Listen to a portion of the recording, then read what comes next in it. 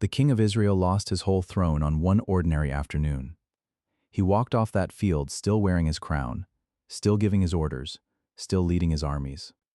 But the kingdom itself was already gone forever. His name was Saul, the first man ever crowned king over Israel, chosen by God himself through the prophet Samuel. And here is exactly what nobody tells you about the day the kingdom was torn from him. Saul did not die the day he lost his crown. He lived on for years after. He kept his throne, his palace, his army, his royal robes. But every single one of those things was already borrowed. To understand how he lost it all, you have to go right back to the beginning. Back before the crown, back before the army, back to a young man only out looking for his father's lost donkeys. Saul was from the tribe of Benjamin, the smallest tribe in all of Israel. He stood a full head taller than any man around him, strong, handsome, quiet. Nobody in the whole country had heard his name. His father Kish had lost some donkeys in the hills. He sent Saul and a servant to go and find them. They walked for days. They searched every valley. They searched every ridge. The donkeys were nowhere. Saul wanted to turn back home. But the servant said, "Wait, there is a seer in the next town, a man of God, a prophet who knows things. Maybe he can tell us where these donkeys have gone." That prophet was Samuel, old, silver-haired, the last judge of Israel, the man who heard God's voice clearer than any man alive. And the day before Saul arrived, God had already whispered something into Samuel's ear. God had told Samuel this, "Tomorrow at this same hour, I will send a man to you from the land of Benjamin, anoint him to be prince over my people. He is the one I have chosen." So when Saul walked into that town asking about donkeys, Samuel already knew. He looked up. He saw the tall Benjamite at the gate. And the voice of God whispered again, "This is the man I told you about." Samuel pulled Saul aside. He fed him. He seated him at the head of the table. He gave him the priest's portion of meat. Saul was confused. He was nobody. Why was a prophet treating him like a king? The next morning, Samuel walked Saul to the edge of town. Everyone else went ahead. Then Samuel pulled out a small horn of olive oil. He poured it over Saul's head, and he kissed him on the cheek. Samuel said these exact words, "Has not the Lord anointed you to be prince over his inheritance? You will reign over the people of God. You will save them from their enemies. This is the Lord's own doing." Saul did not believe it. He went home and told nobody, not his father, not his uncles, not his own brothers. He kept the secret buried in his chest. He was too humble. He thought he was nothing. Weeks later, Samuel gathered all of Israel at a town called Mizpah. He announced that God had chosen a king. He cast lots, tribe by tribe, family by family, until the lot fell on one name, Saul son of Kish. But when they called Saul forward, he was not there. They searched the crowd. They searched the tents. They finally found him hiding among the baggage. The future king of Israel was hiding behind the luggage. That is the Saul you need to remember. Humble, shy, reluctant, a man so uncomfortable with power that he hid from it. When Samuel pulled him out, the people looked at that towering Benjamite and shouted, "Long live the king." Not long after, the Ammonites came against a city called Jabesh Gilead. Their king was cruel. He said he would spare the city only if every man inside let him gouge out their right eye as a public disgrace. Word reached Saul, and something happened to him. The Spirit of God rushed upon him. He took a pair of oxen. He cut them in pieces. He sent the pieces through every corner of Israel as a summons. 300,000 men gathered. Saul led them through the night. At dawn, he hit the Ammonite camp from 3 directions. The enemy broke. The city was saved. Not one eye was lost. Not one Israelite was killed. Israel had its first real victory under its first real king. The people came back to Gilgal. They crowned Saul again, this time with joy. They sacrificed offerings. They ate and drank. They rejoiced greatly before the Lord. In those early days, Saul could do no wrong. He was brave. He was humble. He listened to Samuel. He obeyed God. The Spirit of the Lord rested on him. The whole nation loved him. The kingdom was new and bright. If the story had ended there, we would remember Saul the way we remember the heroes. But the story did not end there. because power does something to a man. And Saul was about to meet the first test. Here's what almost nobody understands. God does not always take the kingdom in one big moment. Sometimes he takes it in a small one. Sometimes the whole thing turns on a single choice nobody else even notices. 2 years passed. Saul reigned. Israel prospered. Then the Philistines gathered against Israel with an army so enormous the ground itself shook. Chariots like the sand of the sea. Horsemen beyond counting. Foot soldiers covering the whole valley floor. The Israelite army saw that horde and their courage melted. Men ran. They hid in caves. They hid in rocks. They hid in pits. They hid in tombs. Some crossed the Jordan entirely and fled to the other side. Saul stayed at Gilgal with a shrinking handful of men. Samuel had told him to wait there 7 full days. Wait for me at Gilgal. I will come. I will offer the sacrifice. Then you will know what to do. So Saul waited, 1 day, 2 days, 3 days, 4. His men kept slipping away, 5 days, 6 days. His army was melting in his own hands. The Philistines were almost ready to charge, and Samuel had not come. On the 7th day, Saul could not take it anymore. He said this, "Bring me the burnt offering. Bring me the peace offerings. I will do it myself." He was the king. He was the commander. He would not wait longer. He built the altar. He laid the wood. He laid the animal. He lit the fire. He spoke the prayers that belonged only to a priest of God. The smoke went up. Saul exhaled. The thing was finally done. At that exact moment, Samuel walked over the hill. Saul's stomach dropped. He walked out to meet the prophet. He smiled. He bowed. He tried to greet him. Samuel did not smile back. Samuel's face was carved from stone. Samuel said one sentence. "What have you done?" 4 words. No greeting, no embrace, just 4 words. And in those 4 words, Saul heard what every guilty man hears. The sound of a door closing somewhere far above. Saul began to explain. "The people were leaving me. You did not come at the time you said. The Philistines were gathering at Michmash. I had not asked the Lord's favor, so I forced myself and offered the burnt offering." Notice how Saul said it. I forced myself. Not I chose, not I decided. I forced myself. As though the sacrifice was something he did against his own will. As though the blame belonged to the circumstances around him. Samuel listened. And when Saul was finished, Samuel spoke very slowly. "You have done foolishly. You have not kept the commandment of the Lord your God. He commanded you, and you disobeyed." That was all he needed to say. Then Samuel said this, "Had you obeyed, the Lord would have established your kingdom upon Israel forever. But now, your kingdom shall not continue. The Lord has sought out a man after his own heart, and appointed him prince." Saul stood there frozen. He did not fully understand what had just happened. A man after his own heart, appointed, already. There was another king somewhere in Israel, already chosen, and Saul did not know his name. Here is the hidden mechanism. This is the thing most people miss. Saul's kingdom was not taken from him on this day. It was promised away from him. The seed was planted. The decree was written. The countdown began. But Saul did not lose his throne at Gilgal. Not yet. He still had the crown. He still had the army. He still had the title.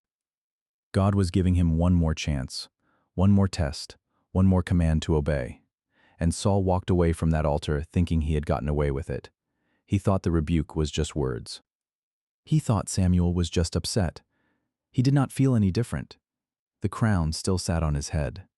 That is how partial obedience works. You do almost everything right.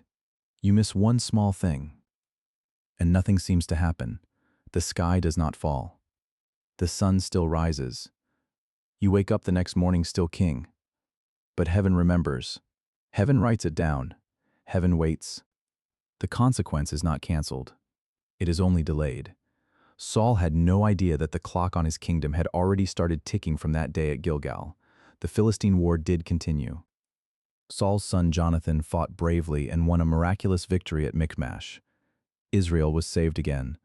Saul led raids. He fought Moab. He fought Ammon. He fought Edom. The king looked strong on the outside, But inside the throne room, something was different now.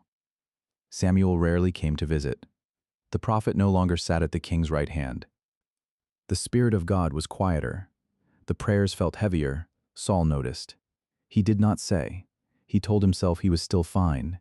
He had won battles. He had built an army. He had subdued enemies. Everything looked exactly the same as before. But every man who has ever lost God's favor knows this feeling. There is a silence that settles on a man. A subtle withdrawal. Prayers that used to fly now just sit in the room. Decisions that used to come clearly now feel heavy. The presence you took for granted is thinner.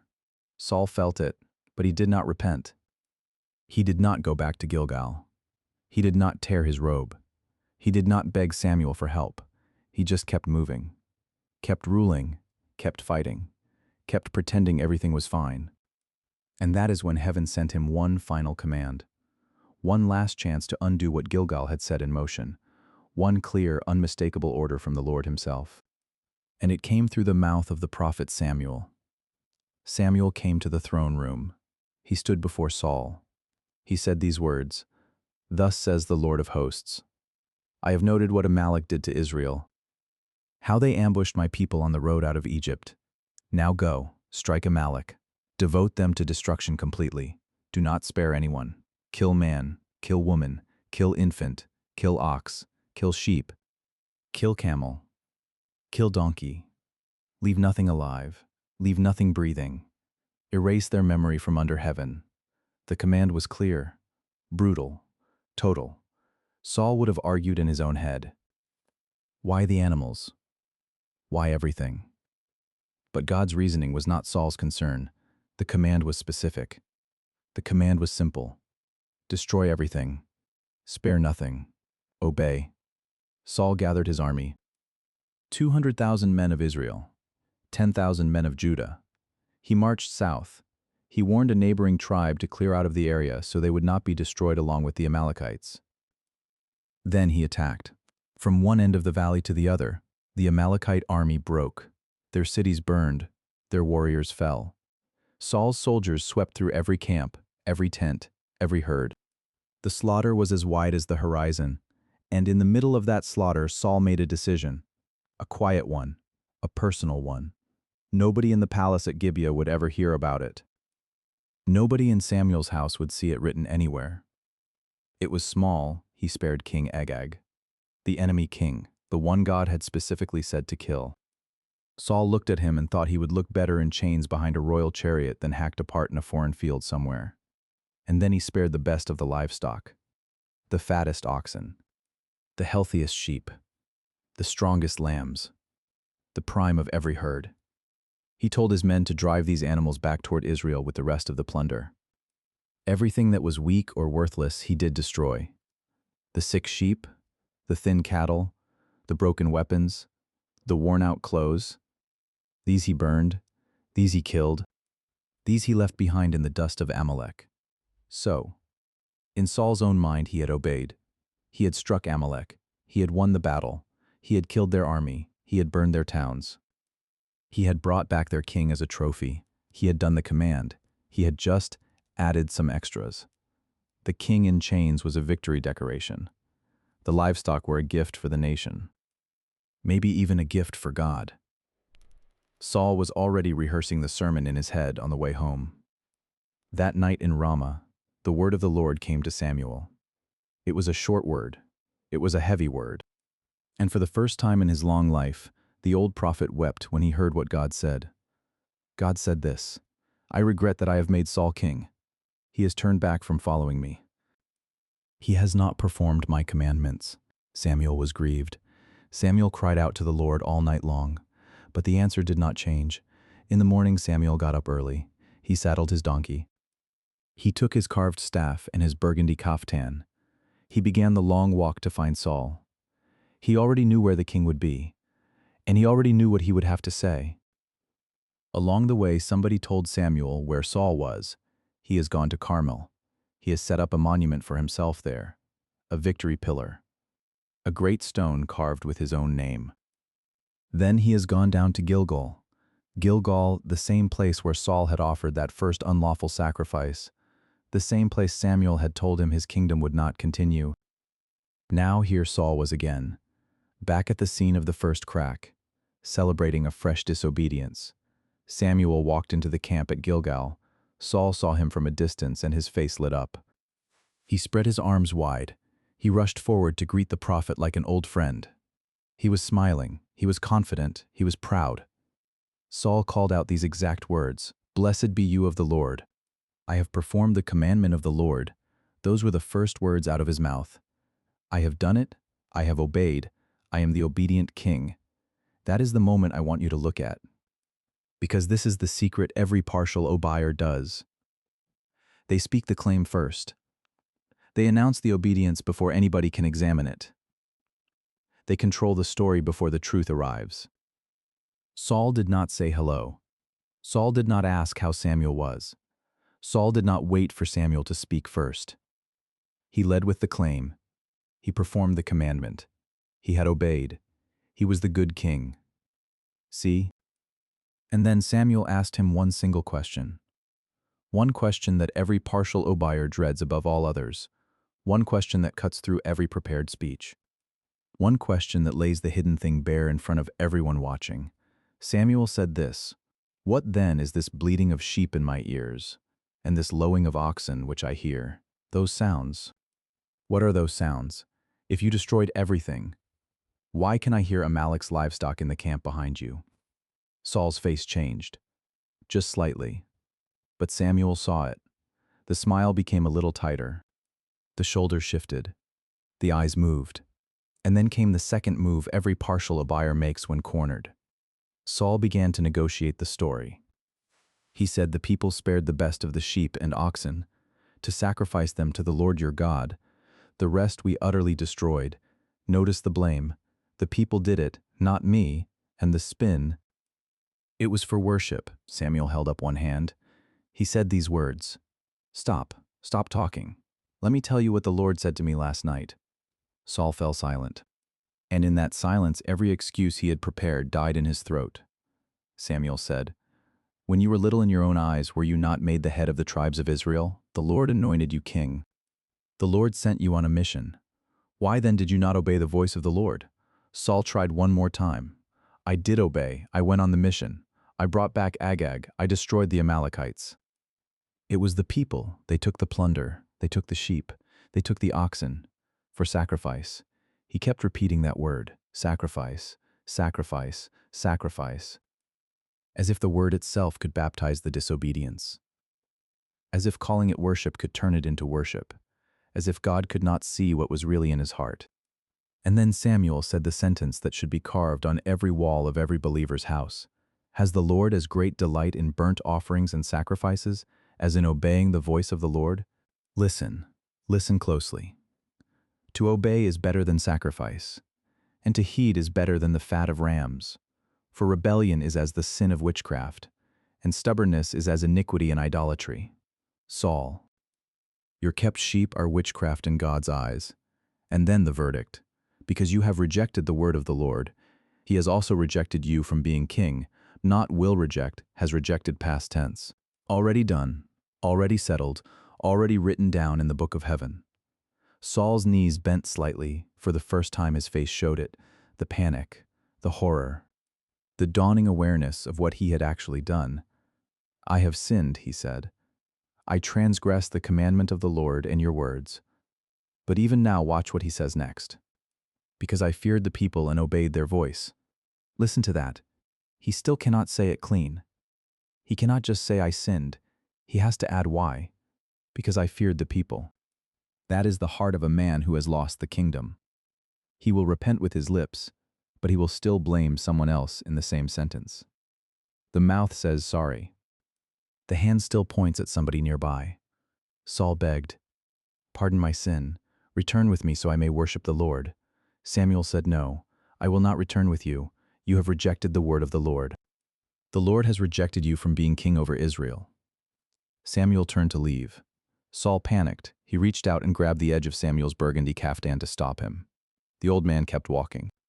The fabric stretched. The fabric strained, and then the fabric tore. Right there in Saul's hand, Samuel looked at the torn piece of robe in Saul's fist. And then the old prophet spoke the sentence Saul would hear in his nightmares for the rest of his life. Words that would ring in his skull until the day he died. The Lord has torn the kingdom of Israel from you this day, and has given it to a neighbor of yours who is better than you. And also the glory of Israel will not lie nor have regret. For he is not a man that he should have regret, has torn, past tense, already done, already given, already transferred. Somewhere in Israel, at that very moment, there was a man who did not even know what had just happened. A better man, a neighbor, a new king. Saul begged one more time, I have sinned. Yet honor me now before the elders of my people and before Israel. Return with me so I may worship the Lord your God. He did not want forgiveness. He wanted appearances. Honor me before the elders. Do not let them see the prophet walk away from me. Do not let them see the torn robe. Do not let them see that the man of God has rejected me. Please save my face. And Samuel, out of mercy, or out of habit, or out of love for the boy Saul used to be. Samuel turned around. He walked back with Saul. He stood beside him while Saul made an offering. The elders saw nothing. Then Samuel said, Bring me Agag, king of the Amalekites. They brought him out of his tent in chains. Agag walked delicately. He smiled. He said, Surely the bitterness of death is past. He thought this was a formality. A diplomat's transfer. Samuel said this, As your sword has made women childless, so shall your mother be childless among women. And with those words, the old prophet took a blade, and he hewed Agag in pieces before the Lord in Gilgal. Finished, done. Then Samuel walked away. Without another word, without another glance, without another prophecy, he went home to Ramah. Saul went home to his own house in Gibeah. And here's the verse that should stop every reader cold. Listen. Samuel did not see Saul again until the day of his death. Read that again slowly. Samuel never saw Saul again until the day of his death. The prophet walked out of Saul's life forever. Heaven's messenger closed the door, and Samuel mourned for Saul. The old man grieved in his house in Ramah. He wept for what Saul could have been, for the humble Benjamite hiding among the baggage, for the bright young king who once saved Jabesh Gilead in one night, and the Lord regretted that he had made Saul king over Israel. That is the verse. The same God who does not lie and does not change his mind, regretted making Saul king. The relationship was over. The throne was dead. Now here is what most people do not realize. Saul still had the crown.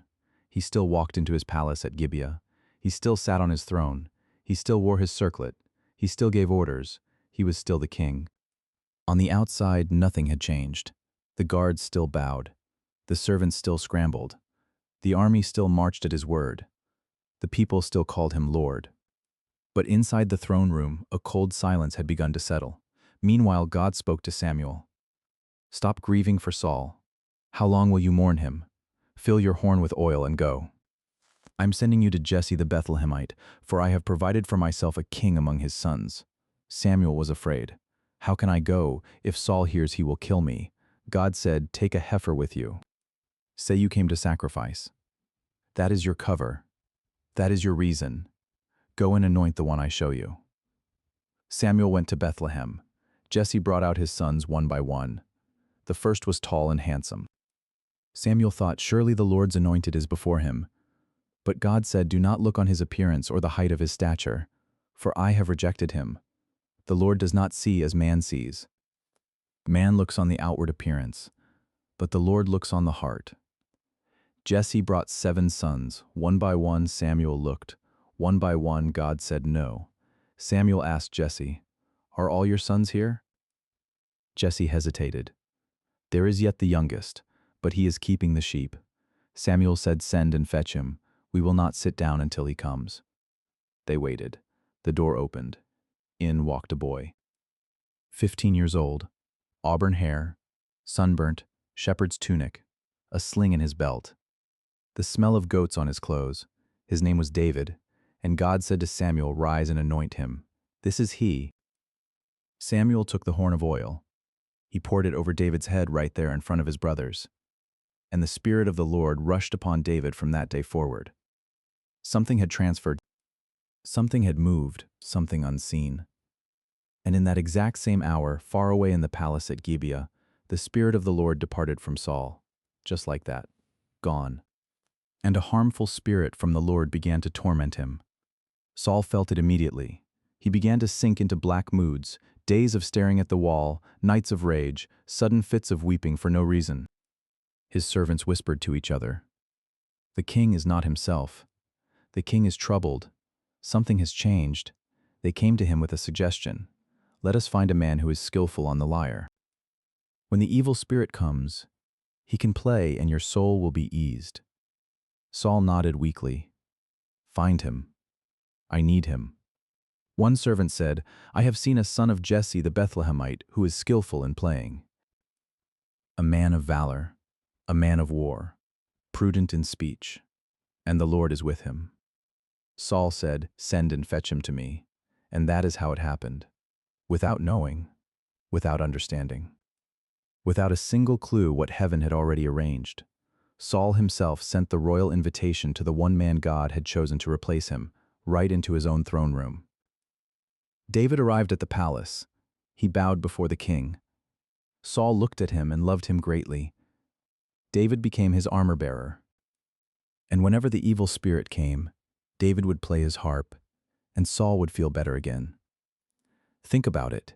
The anointed replacement walked into the palace of the rejected king, played music to soothe the torment of the man he would one day unseat, stood beside him at court, carried his weapons, served him as son, and Saul still did not know. He still did not understand what he was looking at. He saw a harp player, a boy, a servant, a gifted young man from Bethlehem. He did not see the future king sitting at his feet. Everything that happened after Gilgal was just the unraveling of a decision already made. Goliath, the friendship with Jonathan. The women singing Saul has slain his thousands and David his 10,000s. The first spear thrown at David's head, the jealousy, the paranoia, the chasing through the wilderness. The caves of En-Gedi, the killing of the priests at Nob, the witch of Endor where Saul finally broke his own laws to talk to a dead prophet for direction. Everything. All of that was just the outward unfolding of something that was already finished on an afternoon at Gilgal when a king looked at the livestock of a cursed enemy and said in his heart, "These will look nice for worship." Saul died many years later on the mountain of Gilboa, wounded by Philistine arrows, surrounded. He fell on his own sword rather than let the enemy capture him. He died thinking that was the day Israel's first king lost his throne. He was wrong. That was only the day his body caught up to what had already happened to his soul. The day at Gilboa was not the day Saul lost the kingdom. The day at Gilgal was, he lost it years before. And this is the hidden mechanism God wants every Christian to understand before it is too late. Partial obedience is not partial obedience. Partial obedience is full disobedience with a better public relations story. 90% kept is 10% rebellion. The question is not whether you do most of what God says. The question is whether there is one small thing you're still keeping. One quiet Agag, one fat sheep, one thing you cannot let go. That is where kingdoms are lost.